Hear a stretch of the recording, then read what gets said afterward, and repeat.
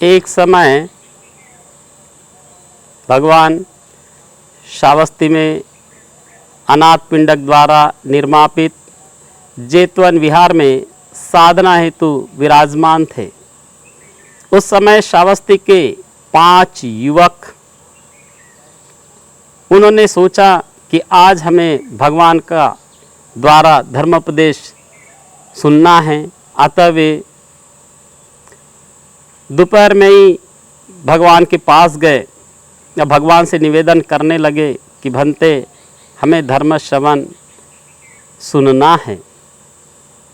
भगवान ने इतना बहुत सुंदर उपदेश किया वो 5 युवकों को, फिर भी उसमें से एक युवक जमीन पर लकीरें उकेर रहा था, एक युवक सो रहा था, एक युवक पेड़ पक्षियों को देख रहा था, एक युवक आकाश की तरफ देख रहा था और एक युवक ध्यान से सुन रहा था।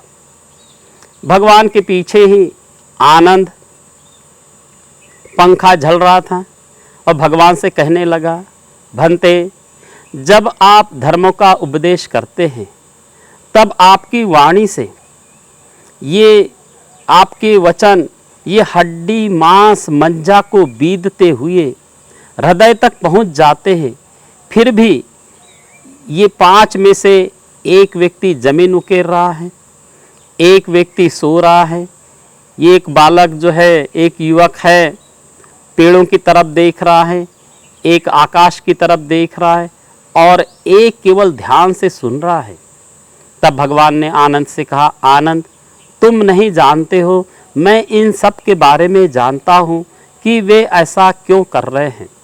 तब भगवान ने बताया कि जो युवक जमीन पर लकीरें उकेर रहा था, तब भगवान ने बताया कि यह व्यक्ति 500 जन्मों तक केचुए की योनि में पैदा हुआ था।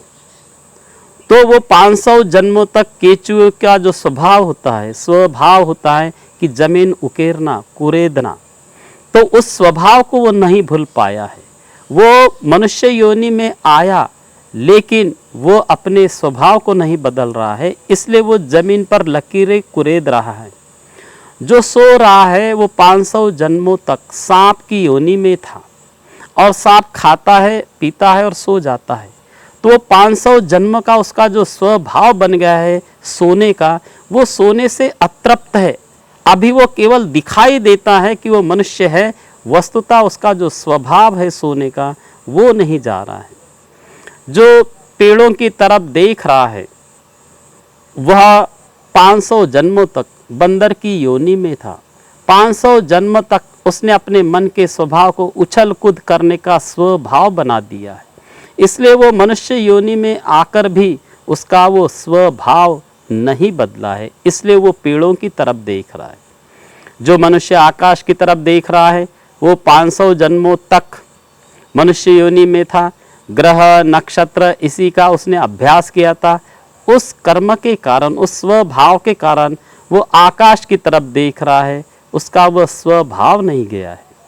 और जो एक व्यक्ति ध्यान से सुन रहा है वो 500 जन्मों तक ब्राह्मण कुल में पैदा हुआ था, वेद अभ्यास करना, स्वाध्याय करना, ब्रह्मचर्य का पालन करना, इसी में लगा रहा था। इसलिए वो एक व्यक्ति, एक जो युवक है वो ध्यान से सुन रहा है।